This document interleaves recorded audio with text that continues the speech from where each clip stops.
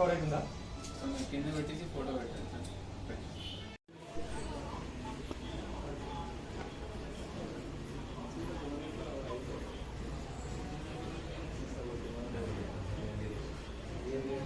అదే తక్కువ, బాగా తక్కువ సార్.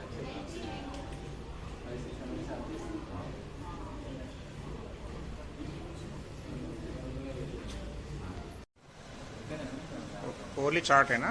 చాట్ కింద కూడా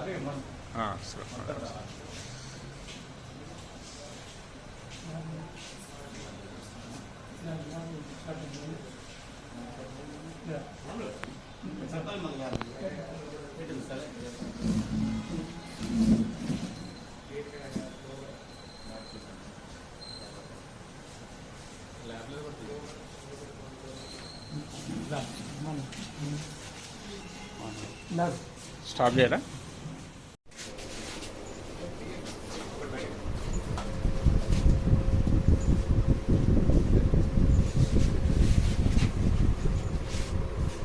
ఎంత పర్సెంట్ సెన్సిటివ్?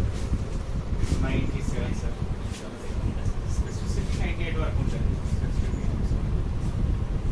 మళ్ళీ మేము ఏం చేస్తాం, మళ్ళీ మెషిన్ చేసేసి ఇది అయిన తర్వాత మళ్ళీ అది చేస్తాం.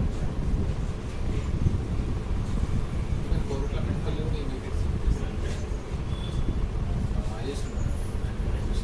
ఇక్కడ కూడా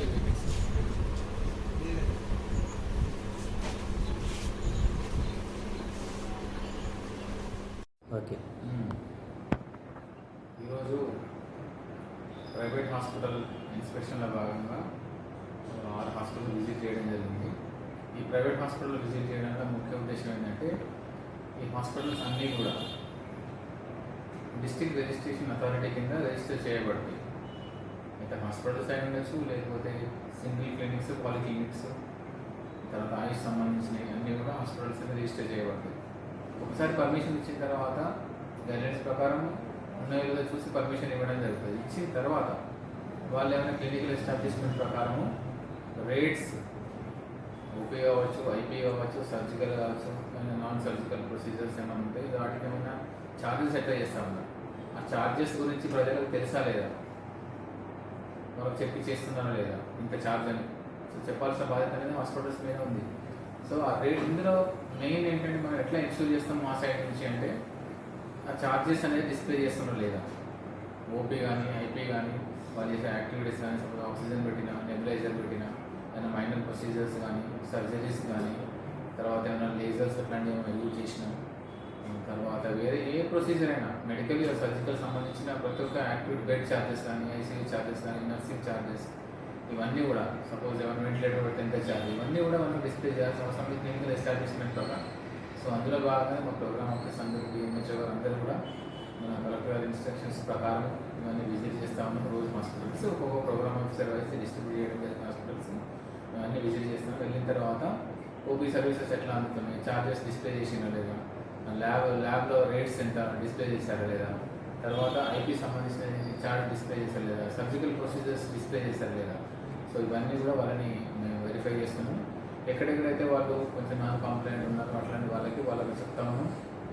కొంతమంది నోటీసెస్ కూడా ఇష్యూ చేయాలి. కొన్ని ల్యాబ్స్ ఇందులో ఏమైనా ల్యాబ్స్ ఉంటే నోటీస్ ఇవ్వడం జరిగింది. కానీ ప్రతి ఒక్క హాస్పిటల్ కానీ క్లినిక్ కానీ ఈ ఛార్జెస్ అనేటివి, ఏ రకమైన ఛార్జెస్ అయినా కూడా సర్వీస్ ఛార్జెస్ అనేటివి కూడా ఖచ్చితంగా డిస్ప్లే చేయాల్సిన ఉంటుంది. అది కూడా అందరికీ తెలిసే విధంగా ఓపీడీలో కానీ, ఐపీడీలో కానీ, వార్డ్ సైడ్ కూడా పెట్టి వాళ్ళకి తెలిసినట్టు మనం పెట్టాలి. ఫ్లెక్సీ కానీ ఒక డిటివి చేసి పెద్ద షీట్లో కానీ పెట్టాల్సిన అవసరం ఉంది. అందరూ కనబడే విధంగా పెట్టాల్సిన అవసరం ఉంది. సో ముందు కూడా రెగ్యులర్గా ఫ్రీక్వెంట్గా మేము చెక్ చేస్తూ ఉంటాం ప్రోగ్రామ్ ఆఫీస్ అందరూ కూడా. సో ఇట్లా క్లినికల్ ఎస్టాబ్లిష్మెంట్ యాక్ట్ అనేది మనకు సరిగా మన జిల్లాలో అమలు అవ్వడానికి ఇందులో దోహదం చేస్తాం అనుకుంటున్నాను. సో ప్రైవేట్ హాస్పిటల్ నిర్వాహకులు అందరూ కూడా మొత్తం కోఆర్డినేట్ చేయాలని కోరుతున్నాను. ఓకే. ఈరోజు ప్రైవేట్ హాస్పిటల్ ఇన్స్పెక్షన్లో భాగంగా 6 హాస్పిటల్ విజిట్ చేయడం జరిగింది. ఈ ప్రైవేట్ హాస్పిటల్ విజిట్ చేయడానికి ముఖ్య ఉద్దేశం ఏంటంటే, ఈ హాస్పిటల్స్ అన్నీ కూడా డిస్ట్రిక్ట్ రిజిస్ట్రేషన్ అథారిటీ కింద రిజిస్టర్ చేయబడతాయి. అయితే హాస్పిటల్స్ అయి ఉండొచ్చు, లేకపోతే సింగిల్ క్లినిక్స్, పాలిక్లినిక్స్, తర్వాత ఆయుష్ సంబంధించినవి అన్నీ కూడా హాస్పిటల్స్ కింద రిజిస్టర్ చేయబడతాయి. ఒకసారి పర్మిషన్ ఇచ్చిన తర్వాత గైడ్లైన్స్ ప్రకారం ఉన్నాయో లేదో చూసి పర్మిషన్ ఇవ్వడం జరుగుతుంది. ఇచ్చిన తర్వాత వాళ్ళు ఏమైనా క్లినికల్ ఎస్టాబ్లిష్మెంట్ ప్రకారము రేట్స్ ఓపీ కావచ్చు, ఐపీ కావచ్చు, సర్జికల్ కావచ్చు, నాన్ సర్జికల్ ప్రొసీజర్స్ ఏమైనా ఉంటాయి, వాటికి ఏమైనా ఛార్జెస్ ఎట్లా చేస్తూ ఉన్నారు, ఆ ఛార్జెస్ గురించి ప్రజలకు తెలుసా లేదా, వాళ్ళకి చెప్పి చేస్తున్నారా లేదా ఇంత ఛార్జ్ అని. సో చెప్పాల్సిన బాధ్యత అనేది హాస్పిటల్స్ మీద ఉంది. సో ఆ రేట్ ఇందులో మెయిన్ ఏంటంటే మనం ఎట్లా ఇన్సూర్ చేస్తాం మా సైడ్ నుంచి అంటే ఆ ఛార్జెస్ అనేది డిస్ప్లే చేస్తున్నారా లేదా, ఓపీ కానీ ఐపీ కానీ వాళ్ళు చేసే యాక్టివిటీస్ కానీ, సపోజ్ ఆక్సిజన్ పెట్టినా, నెబులైజర్ పెట్టినా, ఏమైనా మైనర్ ప్రొసీజర్స్ కానీ, సర్జరీస్ కానీ, తర్వాత ఏమైనా లేజర్స్ అట్లాంటివి ఏమైనా యూజ్ చేసినా, తర్వాత వేరే ఏ ప్రొసీజర్ అయినా మెడికల్ సర్జికల్ సంబంధించిన ప్రతి ఒక్క యాక్టివిటీ బెడ్ ఛార్జెస్ కానీ, ఐసీయూ ఛార్జెస్ కానీ, నర్సింగ్ ఛార్జెస్, ఇవన్నీ కూడా సపోజ్ ఏమైనా వెంటిలేటర్ పెడితే ఎంత ఛార్జ్, ఇవన్నీ కూడా మనం డిస్ప్లే చేయాల్సిన అవసరం ఉంది క్లినికల్ ఎస్టాబ్లిష్మెంట్ ప్రకారం.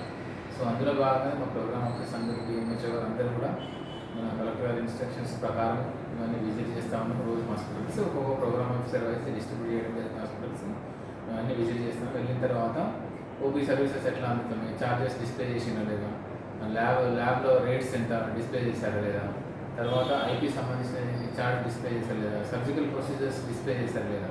సో ఇవన్నీ కూడా వాళ్ళని మేము వెరిఫై చేస్తున్నాము. ఎక్కడెక్కడైతే వాళ్ళు కొంచెం నాన్ కాంప్లైంట్ ఉన్నారో అట్లాంటి వాళ్ళకి చెప్తాము.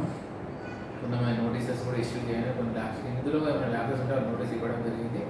కానీ ప్రతి ఒక్క హాస్పిటల్ కానీ క్లినిక్ కానీ ఈ ఛార్జెస్ అనేటివి ఏ రకమైన ఛార్జెస్ అయినా కూడా సర్వీస్ ఛార్జెస్ అనేటివి కూడా ఖచ్చితంగా డిస్ప్లే చేయాల్సిన ఉంటుంది. అది కూడా అందరికీ తెలిసే విధంగా ఓపీడీలో కానీ ఐపీడీలో కానీ వార్డ్ సైడ్ కూడా పెట్టి వాళ్ళకి తెలిసినట్టు మనం ఫ్లెక్సీ కానీ ఒక డిటిబిఎస్సి పెద్ద షీట్లో కానీ పెట్టాల్సిన అవసరం ఉంది. అందరూ కనబడే విధంగా పెట్టాల్సిన అవసరం ఉంది. సో ముందు కూడా రెగ్యులర్గా ఫ్రీక్వెంట్గా మేము చెక్ చేస్తూ ఉంటాం ప్రోగ్రామ్ ఆఫీస్ అందరూ కూడా. సో ఇట్లా క్లినికల్ ఎస్టాబ్లిష్మెంట్ యాక్ట్ అనేది మనకు సరిగా మన జిల్లాలో అమలు అవ్వడానికి ఇందులో దోహదం చేస్తాం అనుకుంటున్నాము. సో ప్రైవేట్ హాస్పిటల్ నిర్వాహకులు అందరూ కూడా